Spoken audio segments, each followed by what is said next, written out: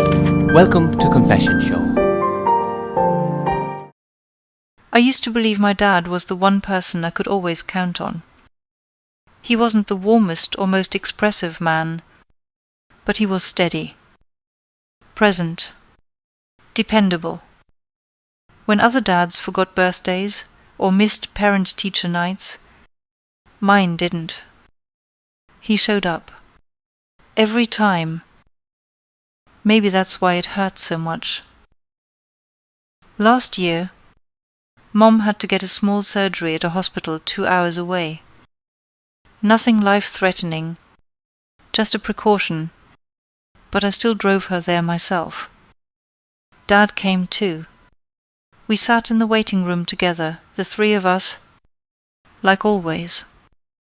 I remember thinking how peaceful it felt. Just safe. Then a nurse passed by, looked right at him, and said cheerfully, "Mr. Whittaker, I didn't expect to see you today. Where's Maria and the little ones?" Time stopped. I turned to look at him, confused. He froze, just for a split second, and then let out a soft chuckle. "You must have me confused with someone else," he said, smooth as ever. The nurse smiled and walked on, and just like that, everything snapped back into motion. But something inside me didn't. He kept chatting, like nothing had happened. But that name, Maria, it lodged itself in my mind like a splinter. That night, I couldn't sleep. I lay in bed, staring at the ceiling, listening to the quiet hum of the house. The shadows on the wall felt unfamiliar, like I was in someone else's home.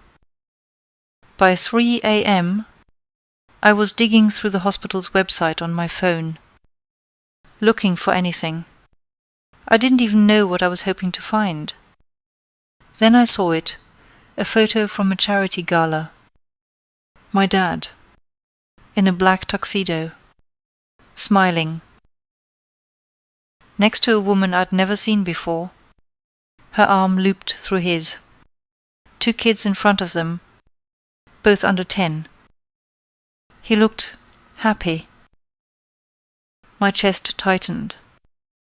I stared at the screen until my eyes burned. Same tie he wore to my graduation. Same watch he gave me to hold once while he washed the car. It was him, living a whole other life. For the next few days, I barely ate. My hands shook every time I opened a browser tab. I found property records, photos, social posts. They lived only 40 minutes away. She had his last name. The kids, they had his eyes. I didn't tell Mom. I couldn't. How do you look your own mother in the face and say, "Hey, turns out Dad's been lying to us for 20 years. Instead, I watched him. Every dinner, every laugh, every "How was your day, sweetheart?"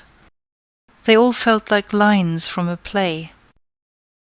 Then one afternoon, when Mom went out to get groceries, I asked him, "Who is Maria?" His fork paused halfway to his mouth. He put it down slowly, took a breath, and then he said, almost too calmly, "I was going to tell you when the time was right." My voice cracked. The time was right? He sighed, like he was the one tired of this.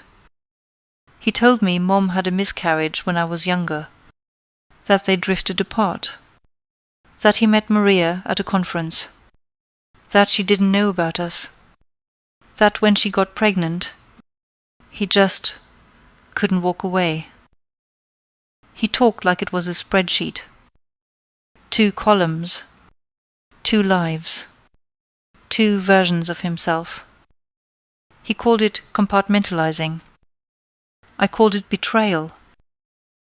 I felt like I couldn't breathe, like the floor had been ripped from under me. I told him he had two choices. Tell Mom himself or I would. He didn't. So I did. I still remember the sound she made when I told her. Not a scream. Not a sob.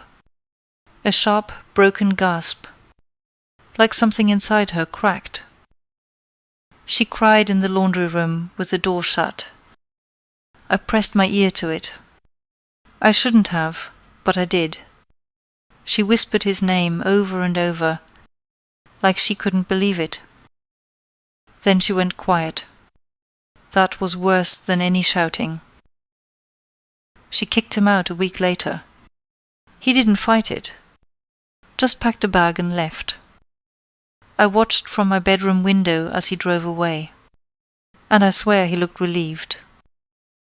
I haven't spoken to him in 8 months. Mom's quieter now. She keeps the television on all day, even when she's not watching. Sometimes I catch her holding old photos in her lap. But she never says his name. As for me, I still have nightmares. I dream of 2 houses, side by side. And I'm stuck in the middle, screaming. But no one hears me. I used to believe my dad was my rock.